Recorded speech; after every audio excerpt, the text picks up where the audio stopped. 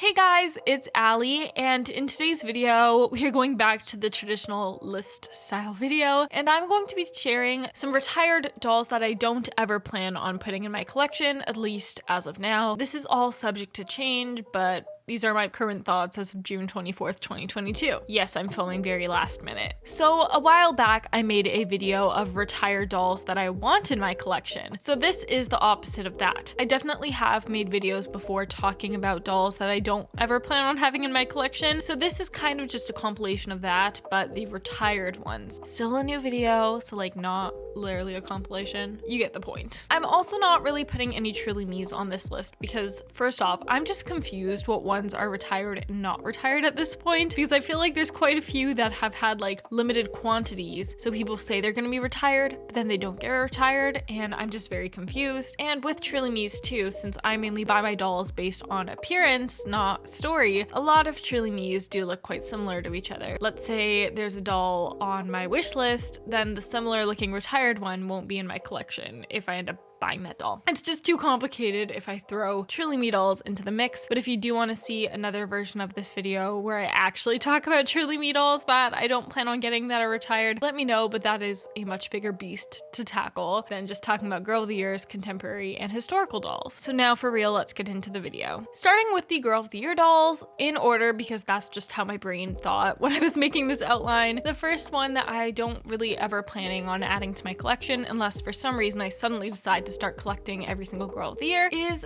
Kaylee. So Kaylee is the Girl of the Year from 2003. So she's been retired for quite a while now.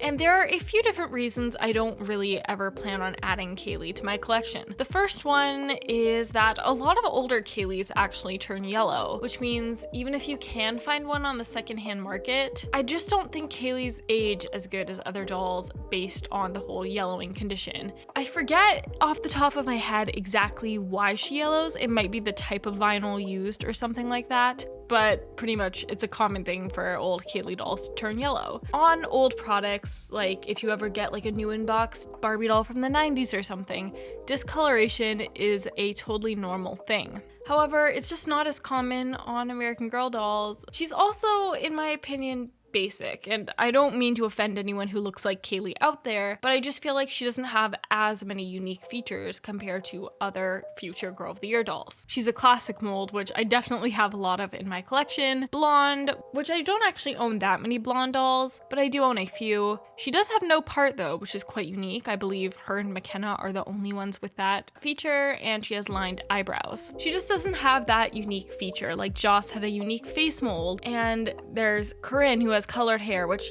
I know colored hair is not my favorite, but it still makes her unique. With Kaylee being the second Girl of the Year, American Girl did not release as many dolls as they have released today, meaning that it was a lot easier for Kaylee to be seen as unique. But obviously, if I get her, it would be nowadays where she's just not as unique. That's why I don't really ever plan to get Kaylee. She just doesn't stand out that much to me. Next is Gwen. Gwen is Chrissa's best friend from the year 2009, and I do own Chrissa, if you didn't know. Gwen is similar to Kaylee in the sense that she's just not that unique as a doll, in my opinion. She is a doll with a classic mold, brown eyes, blonde hair with bangs. And there are so many Truly Me dolls out there. Granted, I don't own any of them yet, but so many Truly Me dolls out there with that blonde wig with bangs. And I know with a lot of the earlier Truly Me dolls, because of the manufacturer, they were limited with the styles of wigs that they could produce, hence why most of them had bangs. But Gwen came out in 2009, where there was definitely a lot more variation in hair from that time. So even though I'm fine with them giving Gwen bangs, she just doesn't look unique in the scheme of American Girl dolls overall. With her being retired, especially as a best friend and not the main doll, she might be a bit harder to find secondhand as well. I have not done too much research into the secondhand market of dolls. The secondhand ones that I have, I've gotten for the most part just based on people reaching out to me or being like, hey, I know somebody selling dolls. She just doesn't have that it factor for me. And as much as it would be cute to have both Gwen and Chrissa in my collection, I just don't really see it happening. On a similar note, this is definitely a shocking one.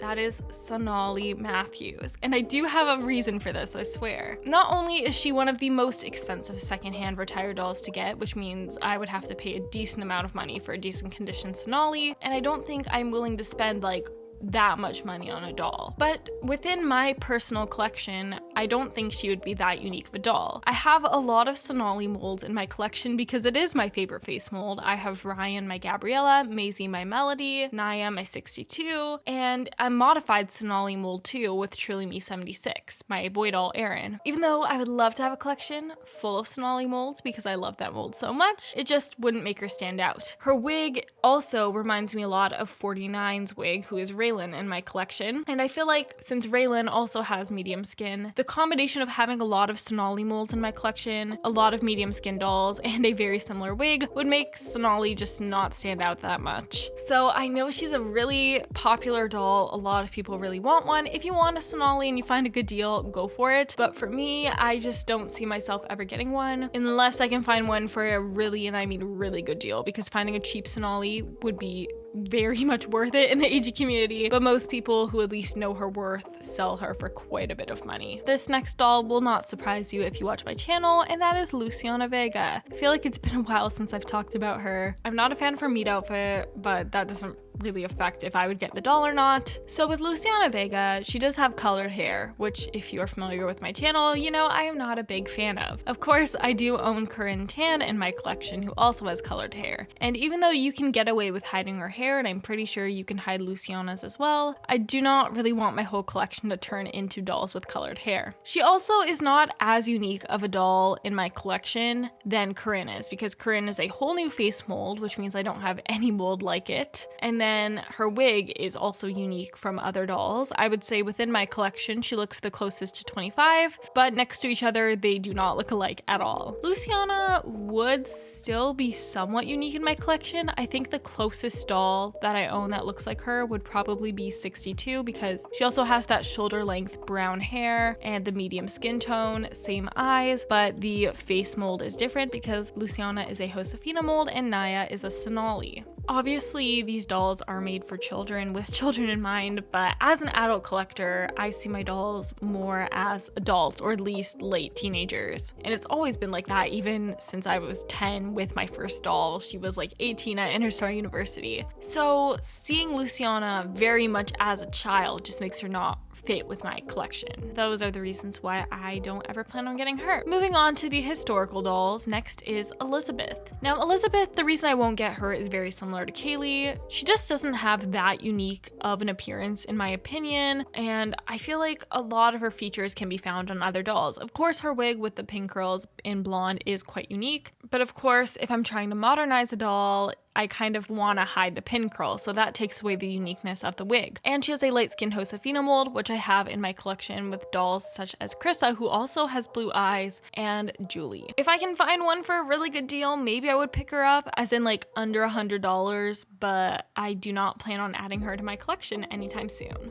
Another historical doll that I don't really plan on having in my collection is Kirsten Larson. She's a very similar story to Gwen, where just a lot of dolls look similar to her that I feel like she's not that unique of a doll overall. She was released at the time when they could only manufacture wigs with bangs, because she was one of the 3 original historical girls, which means that a lot of Truly Me's also look very similar to Kirsten. Plus, I mean, we all know she goes around with a pitchfork trying to kidnap the other Kirstens. Thank you, The Doll Place, for that amazing video. But yeah, I just don't really see her in my collection, and I don't see modern Kirstens that often too, so I kind of have a hard idea of what it would look like to actually modernize her. The final doll that I don't really ever plan on having in my collection that is retired is Miss Tenny Grant. Definitely an unpopular doll. I did have a little while where I was considering getting a Tenny if I saw one for a good price, but nowadays I just don't think I'll ever add her to my collection. Her wig reminds me a bit of Caroline's, even though I do know that they are quite different. A lot of people just straight up don't like Tenny, so I do not need my collection getting hate just because I own a Tenny Grant doll. And if I ever do want to use a Tenny doll, one of my real life AG friends does have one that I can always borrow if I need Tenny for whatever reason. She just doesn't feel that unique of a doll, even though I know she has unique eyes, which I'm not the biggest fan of, with